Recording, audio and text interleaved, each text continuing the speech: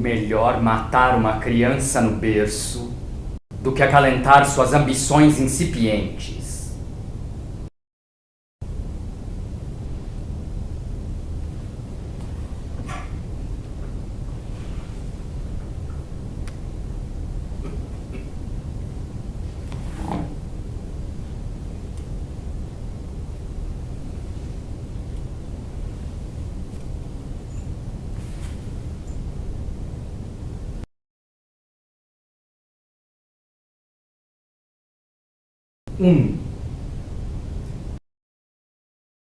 Io está sentado na sala,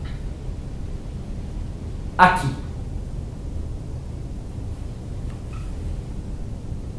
Ele ouve Bruckner em som altíssimo. Aqui é Tóquio. Io é o primogênito. Ele tem 19 anos. Io nasceu com má formação craniana. Ele está sobre os joelhos, com o traseiro para cima.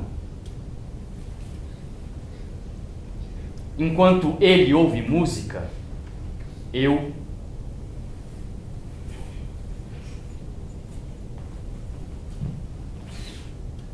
estou na Europa. Eu estou em Frankfurt, com uma equipe de TV para discutir a respeito da questão nuclear. Compre em uma estação de trem as obras completas de William Blake. Depois de muitos anos, mais de 10, talvez, eu torno a me concentrar neste autor.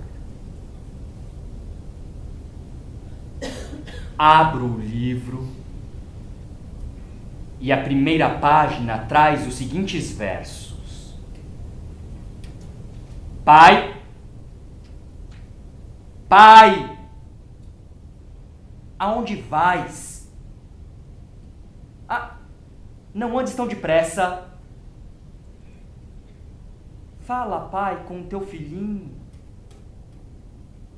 Se não me perderei.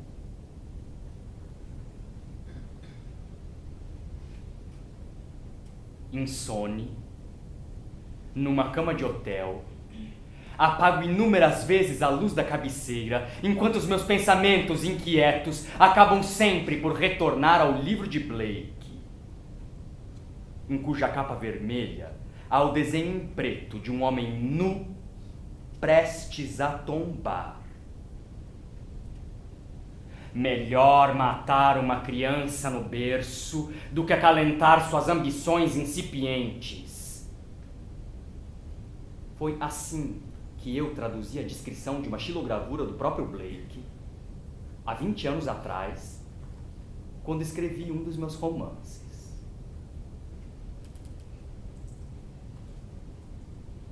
É primavera. Mas no percurso de Viena a Berlim não encontro nenhum sinal de verde. Vejo apenas as flores que desabrocham antes das folhas. Dentro de 2 ou 3 semanas será Páscoa, data em que o povo europeu comemora morte e renascimento. Pela primeira vez, compreendo por que este povo aguarda a data com tanta ansiedade e a festeja com tamanha pompa. 2. Desço no aeroporto de Narita. Minha mulher e meu segundo filho vieram me buscar. Sinto a falta de Io e minha filha. Pergunto à minha mulher: e como tem passado Io?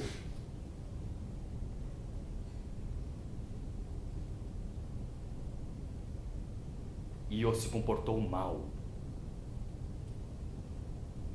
Muito mal. em mim. Ele deu um golpe de judô quando fomos brincar de pega-pega com as mães e alunos da escola no Parque Kinuta. Eu sofri um corte hemorrágico e uma concussão cerebral. Em seu irmão menor, chegando em casa, ele deu um empurrão e também uma gravata. Na sua irmã, sempre tão dedicada a ele deu um soco em seu rosto. Ele está de férias e ouve música no tocadiscos em volume altíssimo o dia inteiro.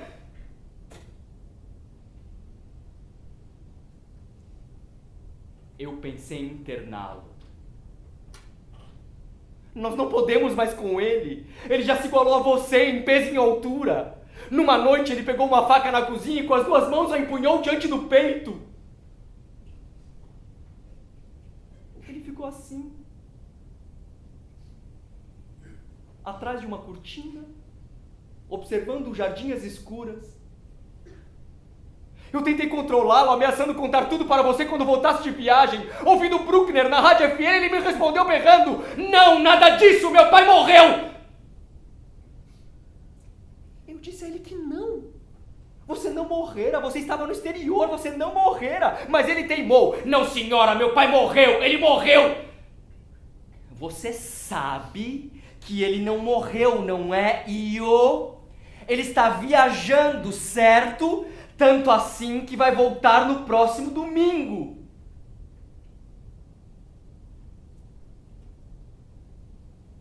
É mesmo? Ele volta no próximo domingo? Ele pode até voltar, mas agora morreu, meu pai morreu! Chego em casa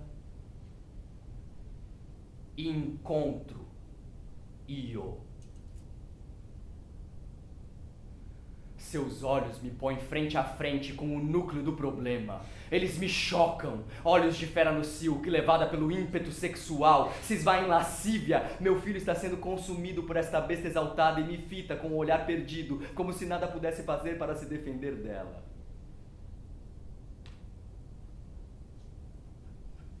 Minha mulher diz a ele que já é hora de dormir. Ele obedece lentamente e sobe.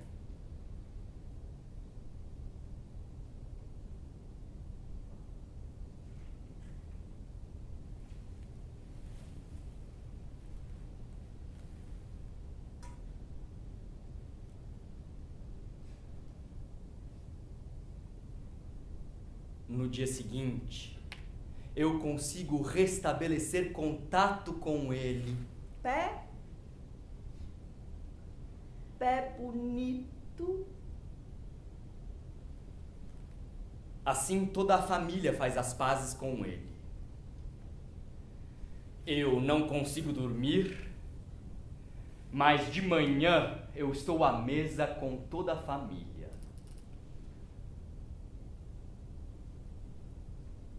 A morte do pai tornou-se pela primeira vez compreensível a Io.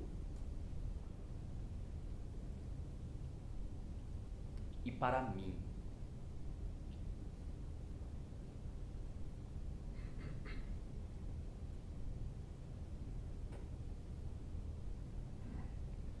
Eu vou escrever para ele um livro de definições.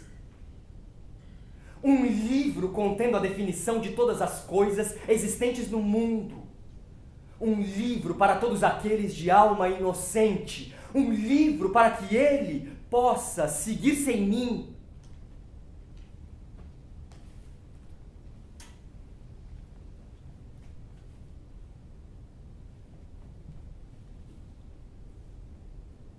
Três. Eu tento definir o rio. Uma vez, viajei ao lado de um velho escritor. Do alto do avião, ele viu um rio. Ele tocou meu ombro e, apontando a janela, sorriu. Com um leve movimento com a mão e o pulso, ele moveu os lábios, escandindo a palavra rio. Isso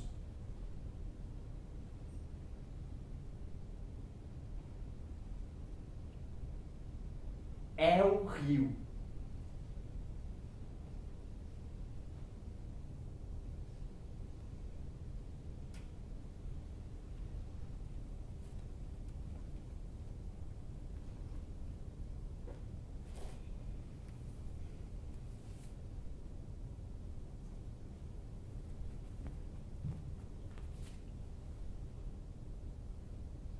Quatro.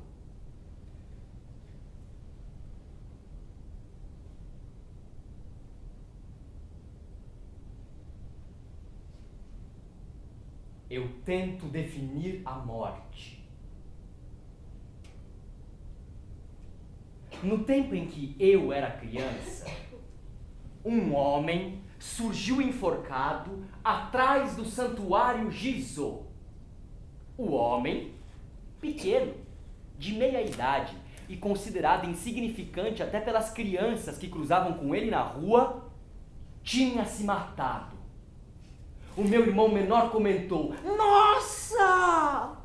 Como ele balançava!"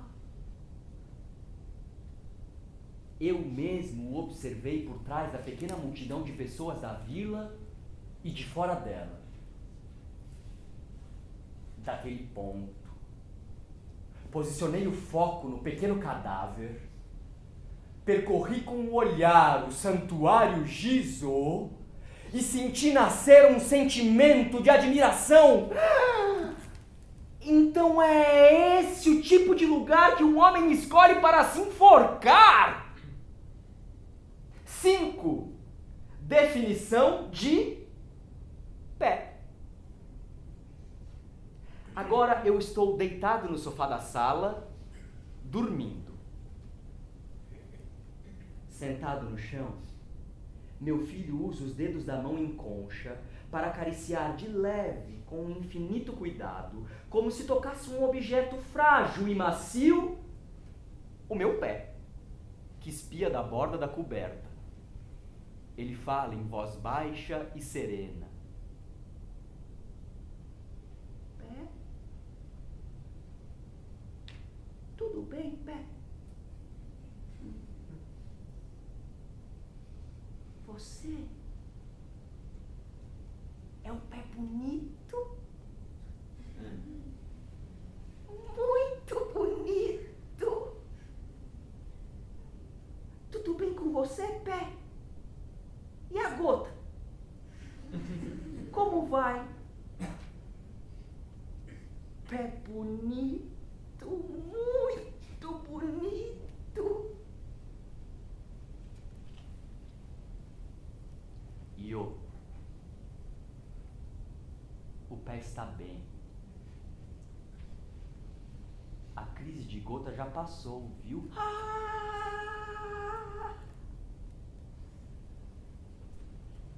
O pé está bem? Pé é bonito, não é?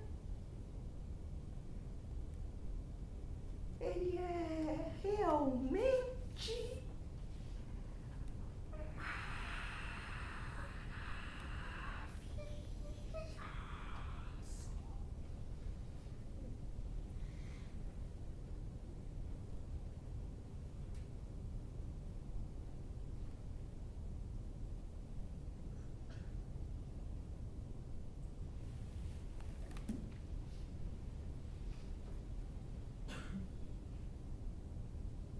6. Os quatro Zoas, Blake.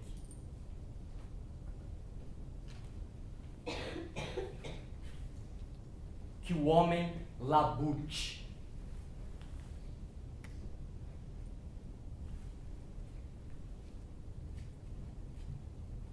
Sofra.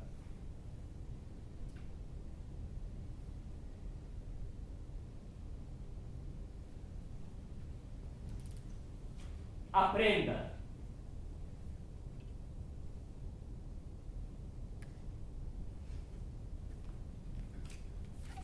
Esqueça.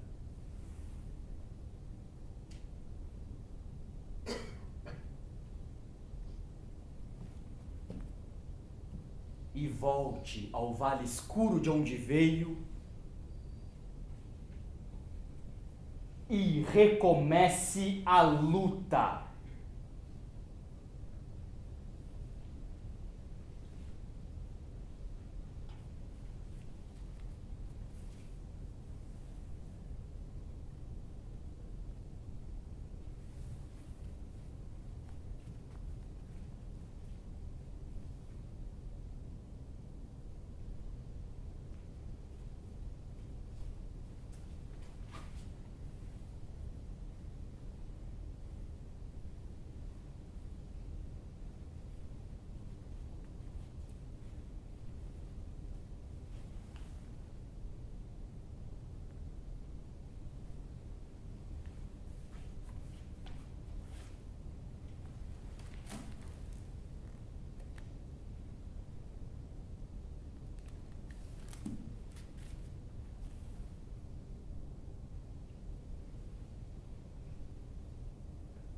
Sete. Quando o meu filho nasceu,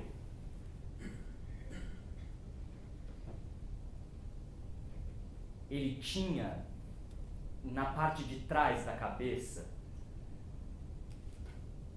um inchaço vermelho escuro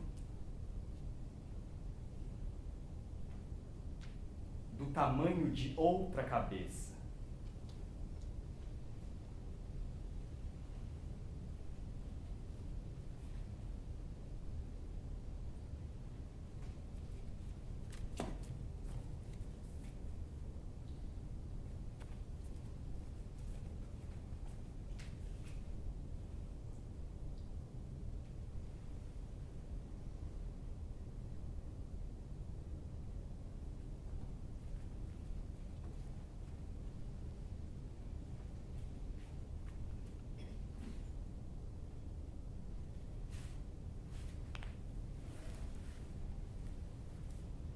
Os médicos a extirparam.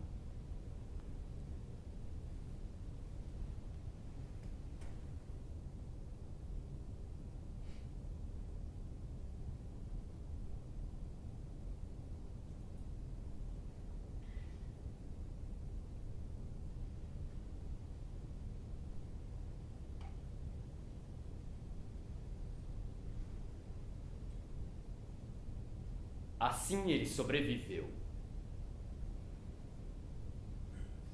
8. Eu sonho. No dia da minha morte, toda a experiência acumulada em mim flui para o espírito inocente de meu filho. 9. Na Indonésia, a feiticeira Randa não oprime, não suprime e nem ignora os que se constituem em estorvo. Ela os revela, ela os libera, ela os cultua. Assim ela revitaliza a cultura. 10.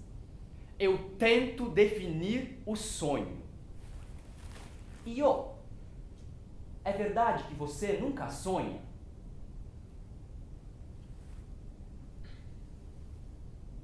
Você dorme de noite e acorda pela manhã, certo? Mas nesse meio tempo, nunca lhe aconteceu, por exemplo, de estar num concerto ouvindo um piano? Você está dormindo, entende? Mas mesmo assim, nunca lhe aconteceu de pela manhã se lembrar que brincou com a sua irmãzinha ou que conversou com seu irmão? Ah, isso é difícil, eu já esqueci. Essas coisas já aconteceram e você se esqueceu?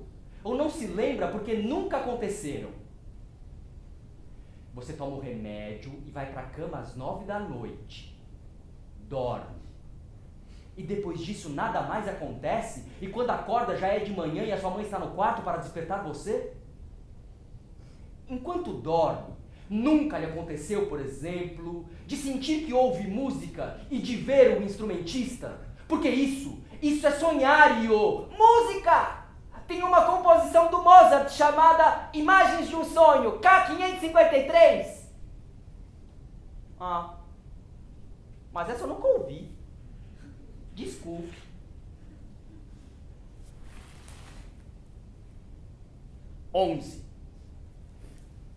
Que o homem labute.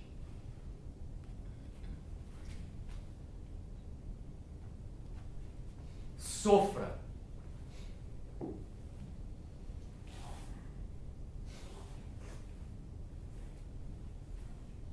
Aprenda. Esqueça. E volte ao vale escuro de onde veio e recomece a luta. 12. Os jovens treinam na piscina onde nado com meu filho. Seus corpos são fortes, vigorosos, quase ao ponto da insolência. No passado, metade deles pertenceu a movimentos de extrema-direita. A outra metade a movimentos de extrema-esquerda. Quem os treina é Shumuta. Todos são unidos pela ideologia M, que cultua o escritor M, por quem alimenta um sentimento de repulsa. Agora, eu converso com Shumuta. De repente ouvimos um tumulto próximo à piscina. Os jovens se agitam, gritam: "O menino! O doente!" Shumuta corre, despe-se de seu agasalho de treinador. Ele pula na água, ele mergulha em uma perpendicular. Vejo seu pé sem alguns arteiros para fora da água.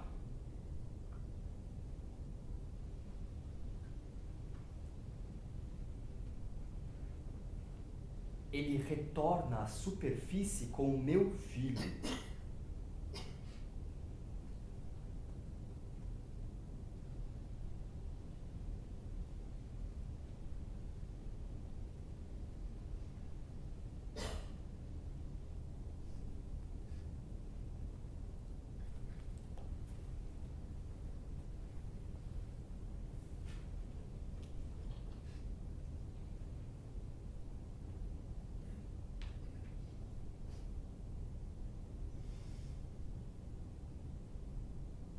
Naquele dia, deprimidos como duas crianças, salvas de morrerem afogadas, Io e eu nos sentamos num banco de um bonde que nos levou para casa. Ao me dar conta de que ele me lançava rápidos olhares de soslaio, como a calcular a conveniência de falar comigo, de algum modo recuperei um pouco o ânimo e lhe perguntei: "Que foi, Io?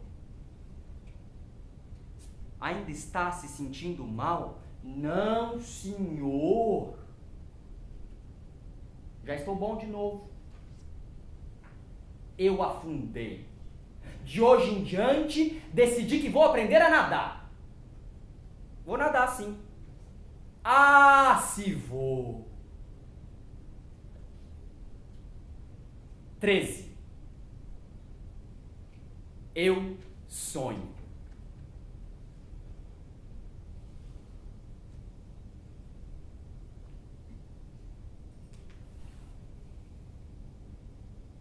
Há uma passagem iluminada que me conduz além do mundo real.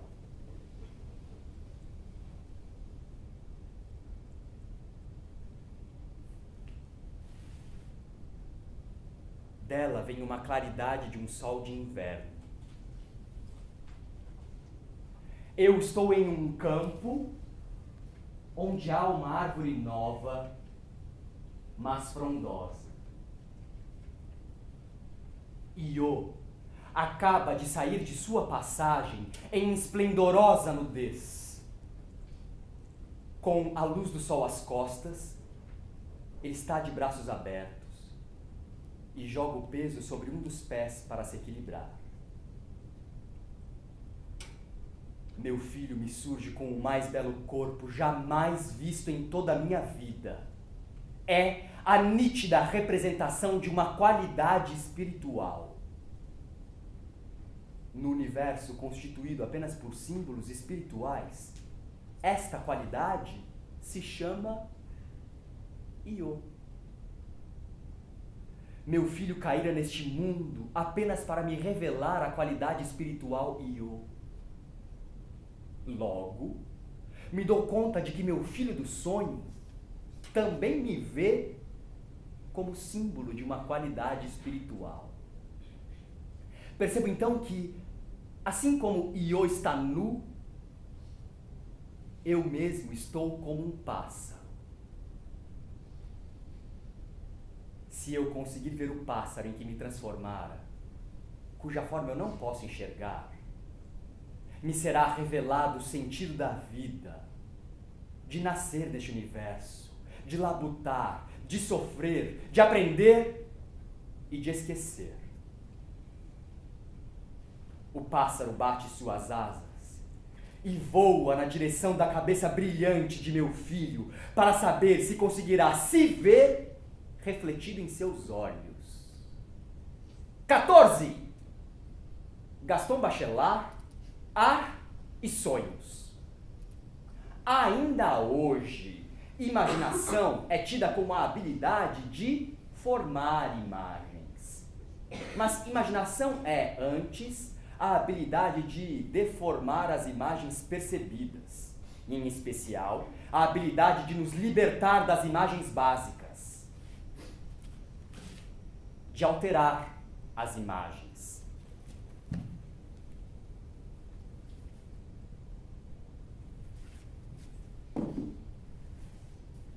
Se não houver alterações ou inesperadas fusões de imagens, não haverá imaginação. E o ato de imaginar não existiria. Se uma imagem presente não fizesse pensar em outra ausente, se determinada imagem de partida não determinasse inúmeras outras imagens elusivas ou uma explosão de imagens, não haveria imaginação. Haveria percepção, a reminiscência da percepção, a lembrança familiar, o hábito de cores e formas.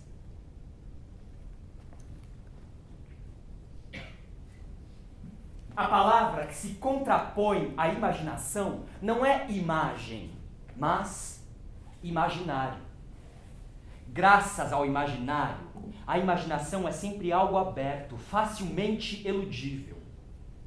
O valor de uma imagem é medido pela amplitude do halo imaginário.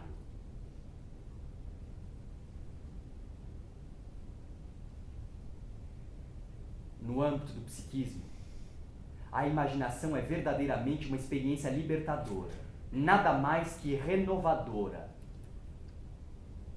Mais que qualquer outra performance, a imaginação caracteriza o fenômeno psicológico. Conforme Blake proclama, imaginação não é um estado, é a própria existência humana. 15. Io, você tem imaginação?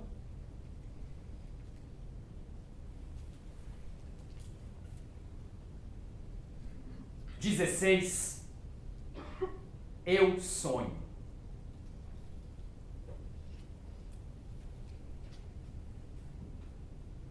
Io está nu. De seu corpo exposto emana algo maldoso e repulsivo.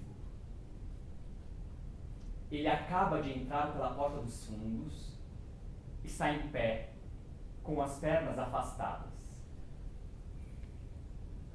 Eu estou de cócoras diante dele, com o nariz roçando seu baixo ventre. O cheiro de réptil que vem dele é tão forte que, ao acordar, eu ainda sou capaz de senti-lo. Seu pênis continua ereto mesmo depois de ejacular. Ele está sujo de sangue. Sinto uma multidão vir no encalço de meu filho. Ela se junta do lado de fora da casa e diz em tom indefinível: você fez, Io. Finalmente você fez. 17.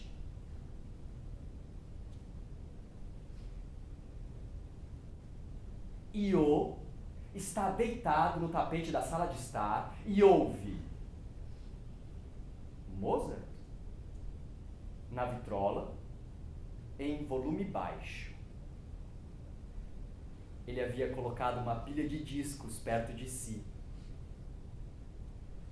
Em vez de colocar um novo disco no aparelho, Io empurra com o cotovelo a pilha de discos, como uma criança que afasta de si um prato de comida. Ainda deitado no chão, ele ergue o tronco apoiado nos cotovelos.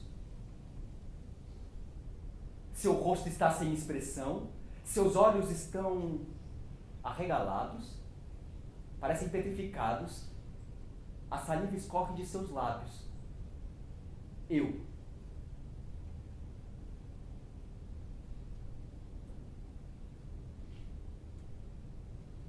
me levanto do sofá e começo a chamá-lo.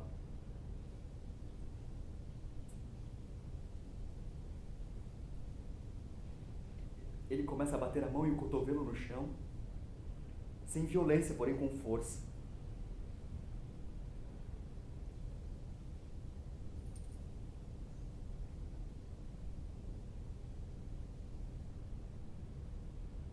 Seus olhos estão revirados e repuxados.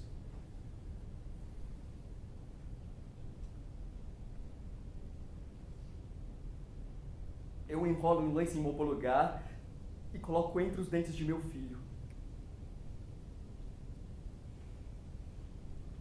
Ele morde com força a articulação do polegar. Eu gemo, enquanto ele sofre calado.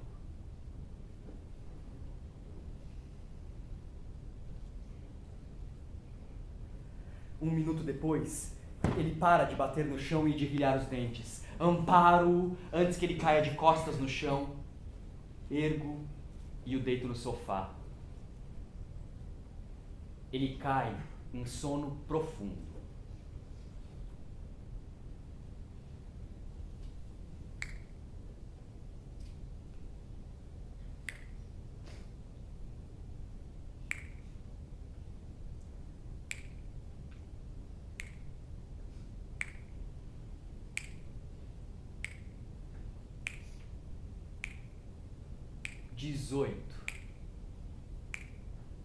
Nada mais quero na vida porque tenho a Io.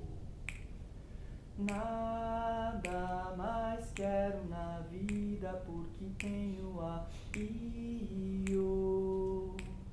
Nada mais quero na vida porque tenho a Io.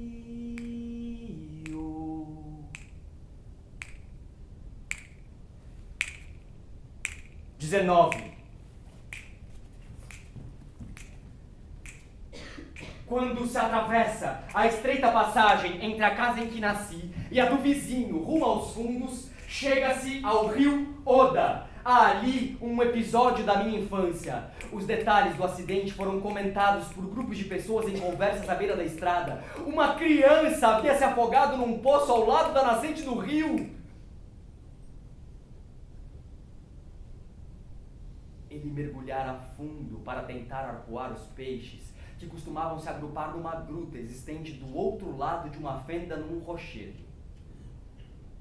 Quem quisesse realizar essa proeza tinha de deitar a cabeça na boca da fenda e introduzi-la na estreita passagem. Depois, teria de se locomover lateralmente por uma curta distância, quando, então, embora não houvesse espaço para passar os ombros, seria possível tanto aprumar a cabeça e visualizar o interior da gruta, como introduzir os braços nela. Uma vez arpoado o peixe, bastava refazer o movimento lateral anterior, deitar a cabeça para passar pela fenda e então emergir. O garoto tinha conseguido realizar todas essas manobras com sucesso, mas se esquecera na última etapa de deitar a cabeça a fim de passar pela fenda.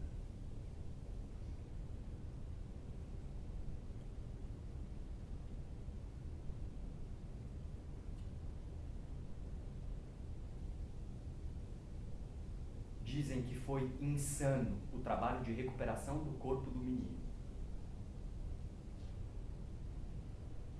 Ele se afogou com o topo da cabeça e o queixo engastados nas placas de rocha que compunham a parte superior e inferior da estreita fenda.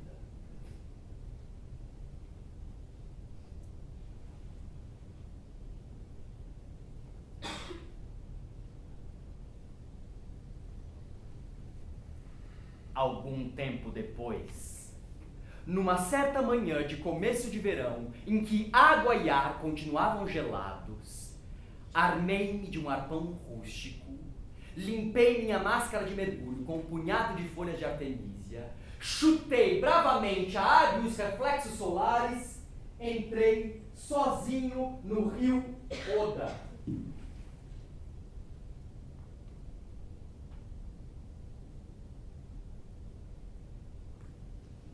E comecei a nadar como quem retorna ao útero. Subi a correnteza na direção de duas rochas conhecidas como Rochas Casadas, em cuja base a corredeira formava um poço fundo. Naquela manhã, eu, que por não possuir capacidade pulmonar para mergulhar fundo o bastante, nunca tinha me aproximado do local onde os mais velhos diziam existir um ninho de robalos, estava prestes a realizar essa façanha, sozinho. Caso conseguisse atingir a profundidade necessária, também espiaria pela fenda, por onde, segundo me contaram, também só se passava deitando a cabeça.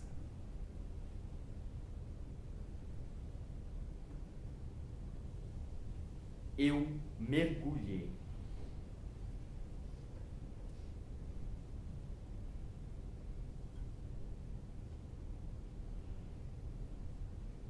Como se já tivesse realizado essa proeza antes, aproveitei o impulso do mergulho e, sempre lutando para manter o corpo que insistia em voltar à tona em posição horizontal, introduzi a cabeça na fenda e movi-me de lado. Bem diante dos meus olhos, havia um cardume de incontáveis robalos. Um cardume de robalos estáticos. Os olhinhos do cardume voltaram-se para mim e me encararam. Estendi o braço direito e lancei o arpão!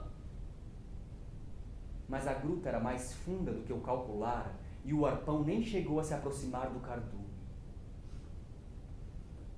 Eu, porém, não me desapontei.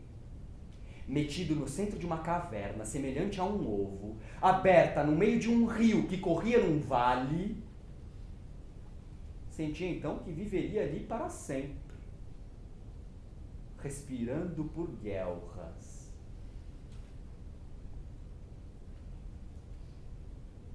Ainda assim, em determinado momento, movi-me em sentido contrário àquele de quando entrei e senti instantaneamente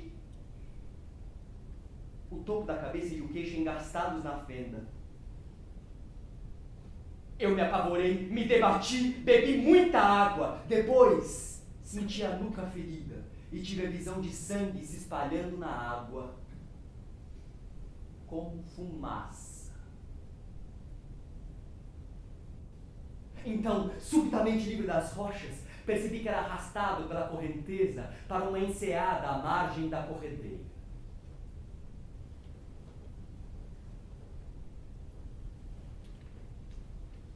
enquanto conto esta história,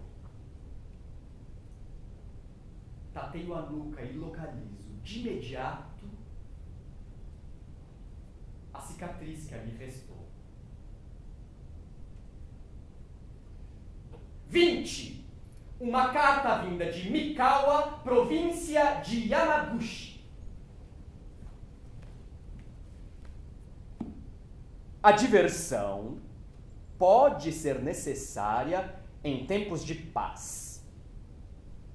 Mas numa crise, escritores são inúteis parasitas da sociedade. Seria possível a escritores e crianças deficientes reconstruir um mundo devastado pela guerra nuclear? Duvido que sejam capazes de construir uma só casa. Inúteis se tornam derrotistas.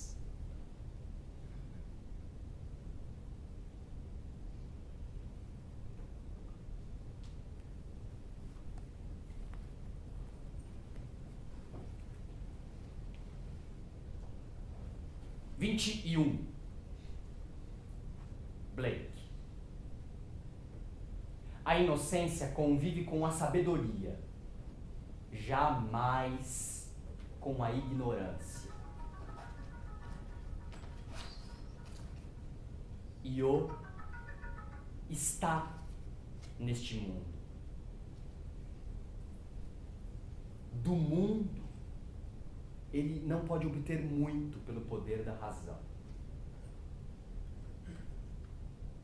Io não emprestará a sua força para a construção desse mundo.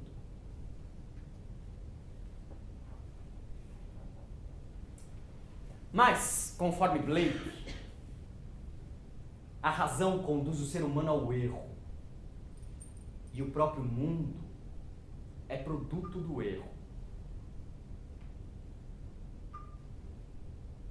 Embora viva nesse mundo,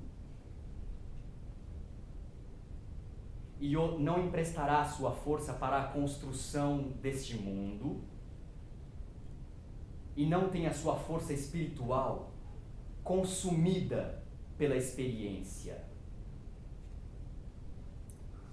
Io preserva a força da inocência.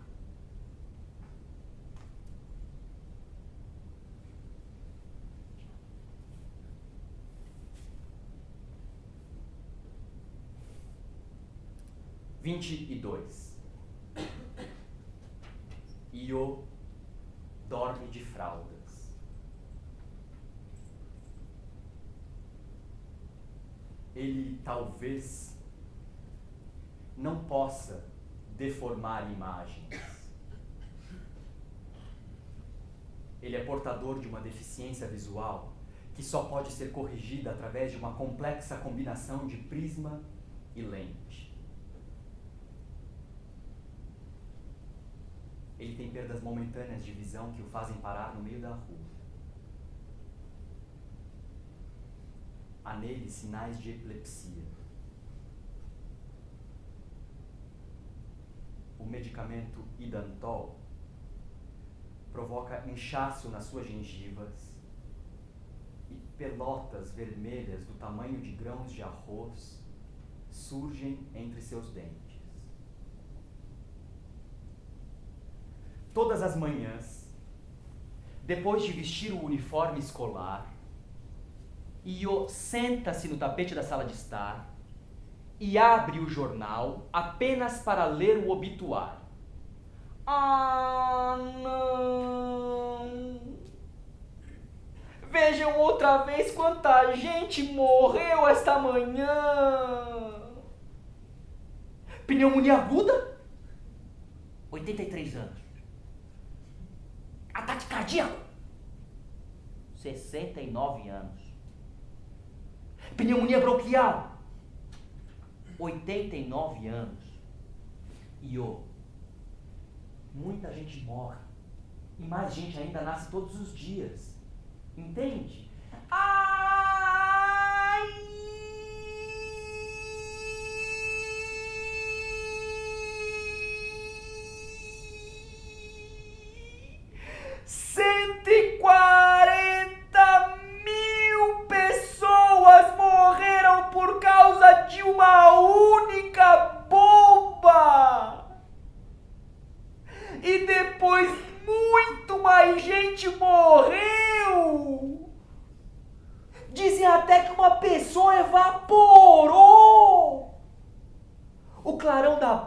pegou a forma exata de uma pessoa numa escadaria de pedra. Que coisa horrorosa, que coisa pavorosa.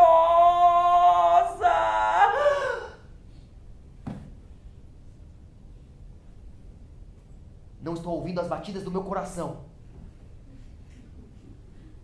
Eu acho que eu vou morrer, pois meu coração não está batendo. Iô, um pouco antes da crise, você se lembra de ter arrancado os cabelos? Você se lembra que aos poucos você os tirou da área sobre a tampa de plástico que cobre o buraco em seu crânio? Você fez aquilo porque doía? Você fez aquilo porque coçava? Aqueles foram bons tempos. Como eram bons os velhos tempos.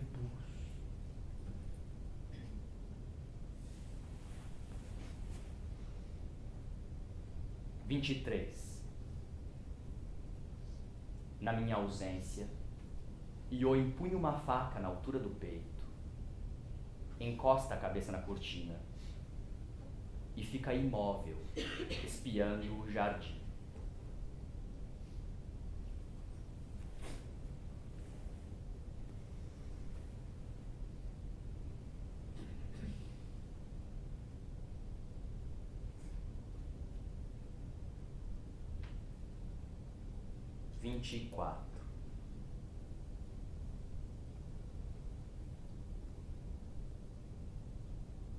Ele distingue os sons de pelo menos 50 pássaros.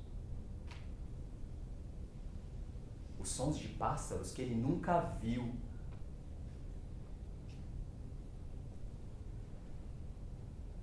Ele aprendeu a tocar piano e compõe. Ele gosta de Mozart e Bach. Para não ir para a cama e ficar ouvindo pela rádio o programa Melodias Inesquecíveis, ele percorre com enorme lentidão o trajeto até a cozinha para tomar o seu remédio. Ou de propósito, erra o abotoamento do pijama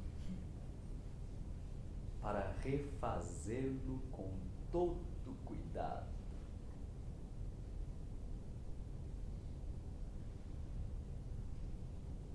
Ou sobe a escada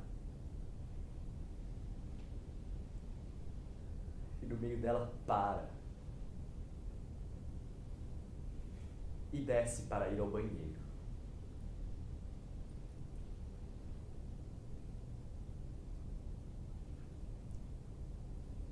Às tardes, eu vou buscá-lo de bicicleta na escola.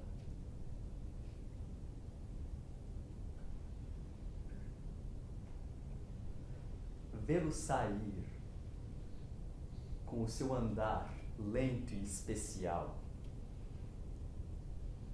é uma alegria.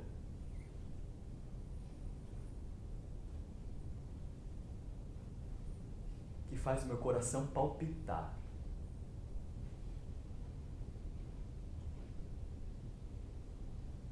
Assim como ouvi-lo tocar.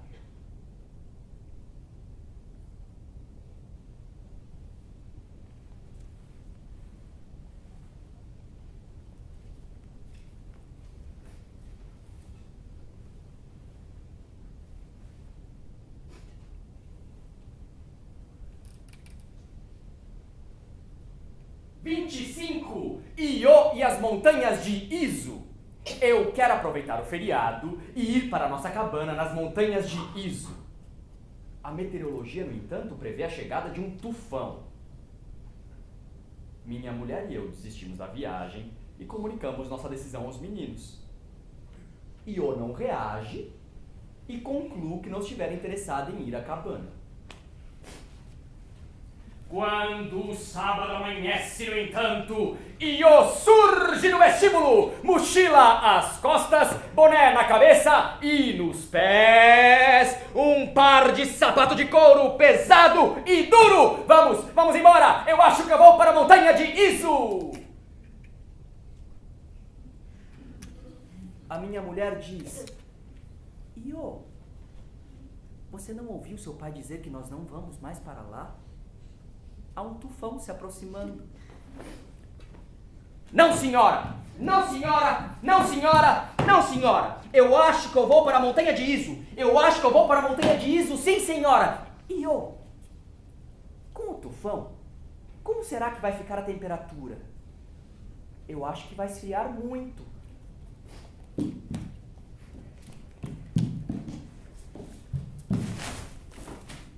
Eu tenho uma malha de inverno. Io, a península de Izu veio flutuando do Pacífico até o lugar onde agora ela está. Se ela for arrastada de volta para o Pacífico, como é que você vai voltar para casa? Eu acho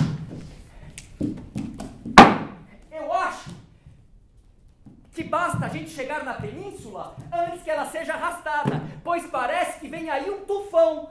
Io, você quer fazer com que seu pai fique zangado? Não, senhora! Não, senhora! Papai morreu! Ele morreu, sim, senhora! Acho que vou sozinho para Izu, pois o papai morreu! Adeus! Adeus, todo mundo! Felicidades! Depois de 1 hora, sem conseguir demover Io, a minha mulher me procura. Parece que Io está outra vez do jeito que ficou quando você estava na Europa. Eu pensei que aquilo tudo tinha acabado, que ele havia conseguido superar tudo aquilo, mas aquela fase ainda não acabou.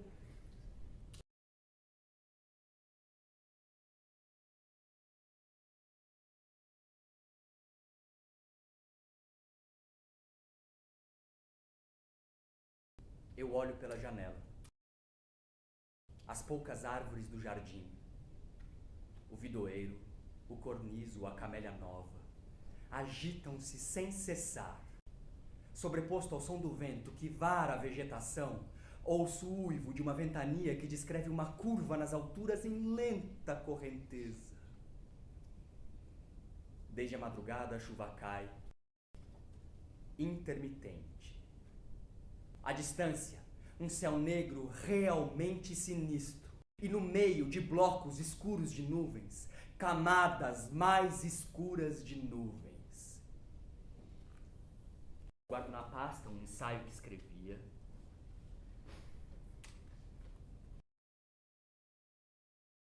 Saio de meu gabinete e caminho na direção da escada, convicto, apesar de tudo, de que conseguiria convencer Io a não sair de casa. Quando os meus olhos caem sobre ele, no entanto, cabeça grande, estatura de adulto, mochila às costas, percebo agora que ele carrega Shio-chan, uma boneca de quase 1 metro de altura, de vasta cabeleira, olhar sedutor e lábios que fazem beicinho. Suja e rasgada, andara guardada no depósito por muitos e muitos anos, e ao surgir com ela junto ao peito, Io lembrava um guerreiro acuado que partia com o filho para a guerra. A minha filha diz: quando eu disse que ninguém iria com ele para Izu, Io foi buscar Shio-chan lá no depósito. Decido ir com ele. Io precisa ir.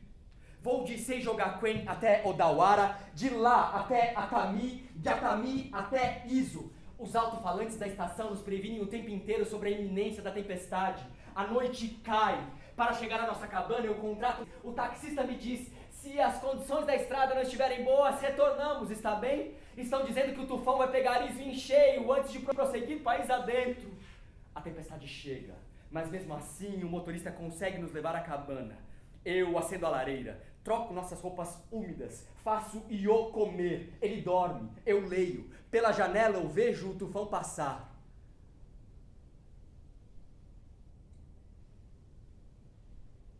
Depois, eu durmo.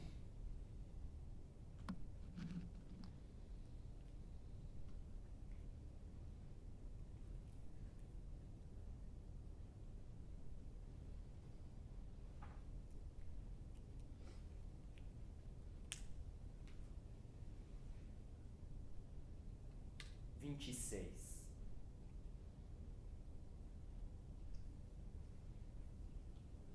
Eu tento definir o rio,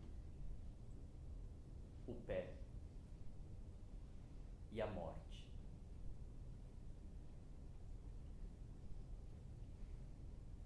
Eu tento definir a música e a doença.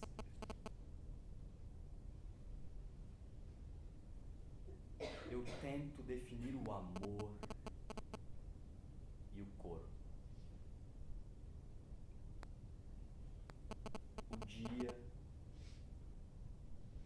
a noite, a tempestade. Eu tento definir o sol e o lá. É preciso que eu esteja preparado para o mundo. Eu tento definir mundo, boneca, violência, olfato, bomba, medo, saudade, vazio, cabana, flor, céu, terra,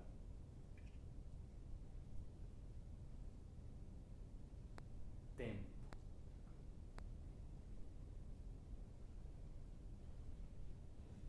teatro, Constituição,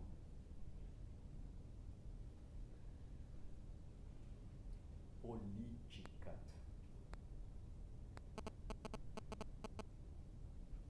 fé.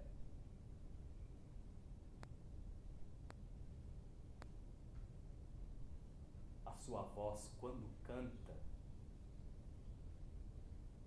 é cristalina. 27.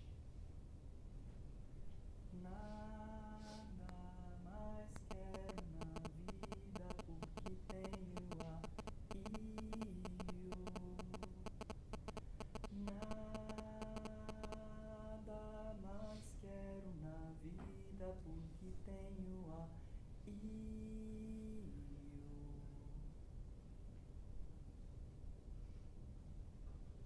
28.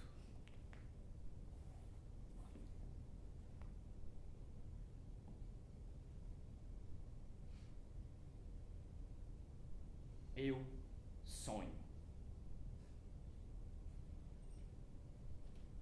No sonho, eu suponho que num exame médico de rotina descobrem que eu tenho câncer. 2 ou 3 anos depois, eu morro. De que maneira, ao longo desses 2 ou 3 anos, eu posso transcender o estado atual de minha alma? E eu digo ao meu filho deficiente que no sonho não possui problemas físicos ou mentais, cresceu e está cursando o 2º ano de uma faculdade.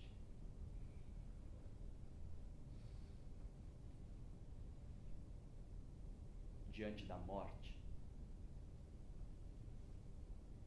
talvez não nos reste outro recurso senão o de repetir o lamento de Tarnas.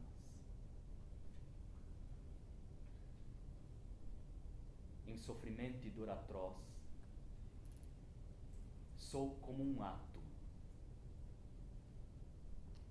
um nada perdido na escuridão. Mas mesmo assim, sou alguém, desejo e sinto e choro e gemo.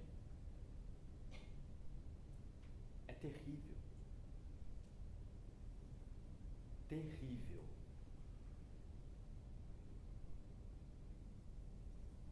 Atormentado como todo jovem por questões relativas à morte, o mentalmente perfeito Io vem até mim, se declara em apuros e solicita ajuda. Então lhe digo: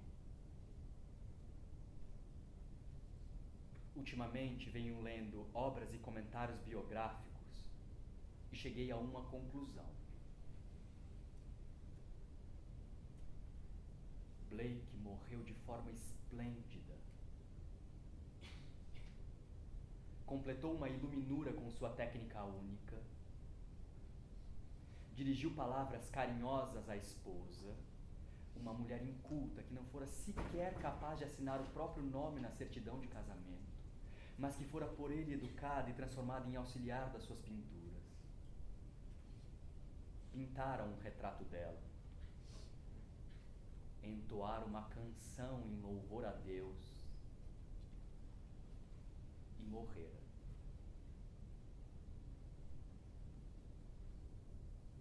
Quando jovem, Blake presenciou a morte de um irmão menor que ele amava muito. E no momento da sua morte, viu a alma deixar o seu corpo batendo palmas de alegria.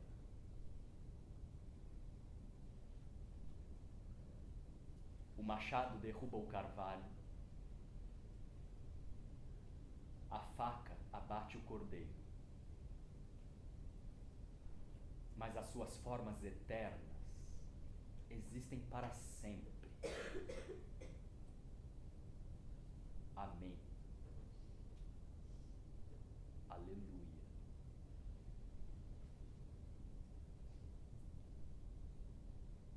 Viver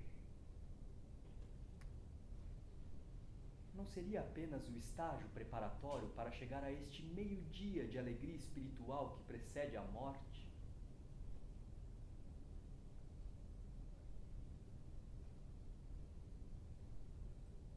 E mesmo que esta alegria espiritual seja ilusória,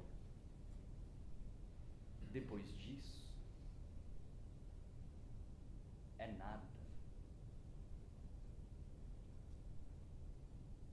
De maneira que você não tem com o que se preocupar, não é mesmo?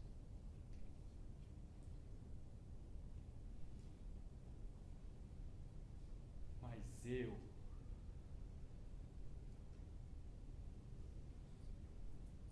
ainda não terminei os preparativos para chegar a este meio-dia de alegria espiritual.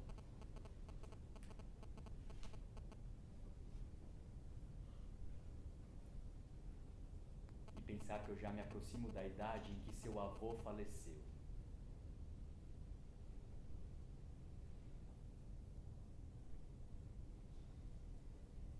Eu ouço o vento lá fora prenunciando uma tempestade. Sinto mãos delicadas tentando me acordar. Elas tocam o meu ombro, o meu braço e o meu peito. De maneira leve, quase imperceptível, ouço uma voz me dizer: